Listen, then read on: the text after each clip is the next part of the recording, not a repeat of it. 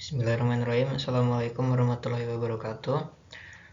Saya Muhammad Ardiansyah, NIM 20210430270. Kali ini saya akan sedikit membahas tentang materi bahasa Indonesia, yaitu tentang penulisan paragraf. Langsung saja kita masuk ke slide yang pertama. Definisi dan syarat paragraf. Paragraf sendiri merupakan bagian karangan yang terdiri atas beberapa kalimat yang berkaitan secara utuh dan padu serta membentuk satu kesatuan pikiran.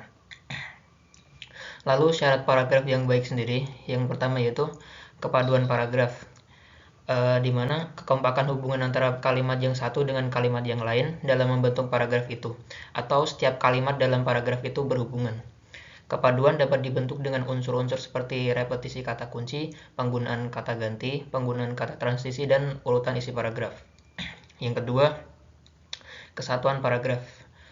Semua kalimat yang ada dalam paragraf itu mendukung satu pikiran utama atau bisa dikatakan memiliki satu pikiran utama yang menjiwai isi seluruh paragraf tersebut. Yang ketiga, kelengkapan paragraf. Yang dimaksud di sini adalah ketuntasan pembicaraan dalam suatu paragraf. Selanjutnya, jenis-jenis paragraf yang pertama, berdasarkan letak kalimat utamanya. Paragraf deduktif, yaitu letak kalimat utamanya berada pada awal paragraf. Lalu paragraf induktif, letak kalimat utamanya berada pada akhir paragraf itu sendiri. Yang ketiga, paragraf ineratif.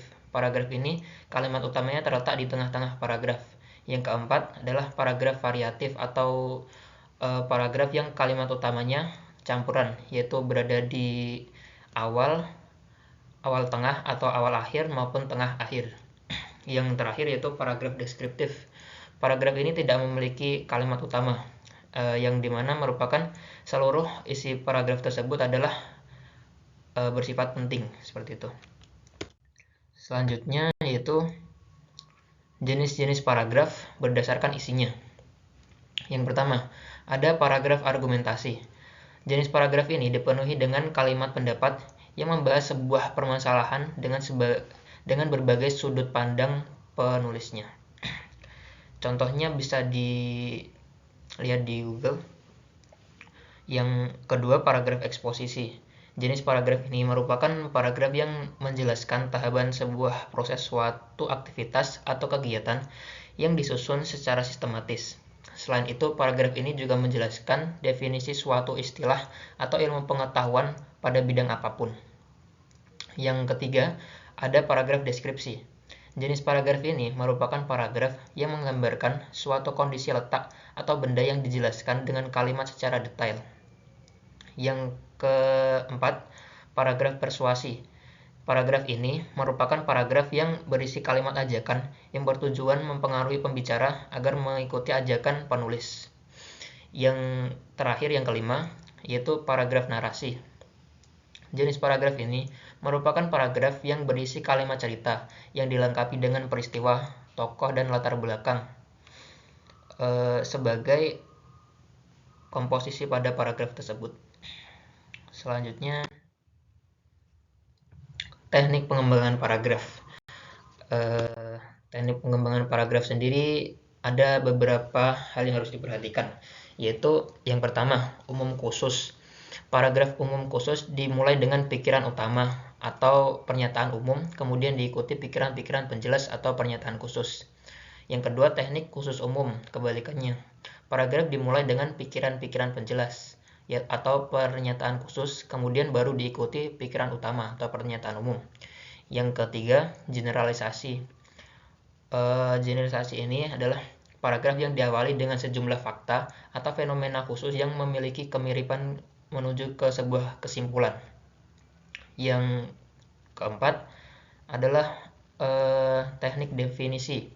Paragraf yang memberikan batasan tentang sesuatu yang menguraikan dengan beberapa kalimat. Lalu yang kelima adalah teknik sebab akibat. Paragraf yang diawali dengan peristiwa-peristiwa yang menjadi sebab dan diakhiri dengan peristiwa yang menjadi akibatnya.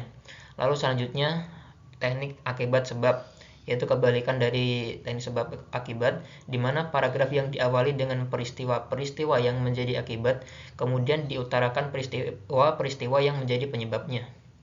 Yang ke-6, sebab akibat 1, lalu akibat 2.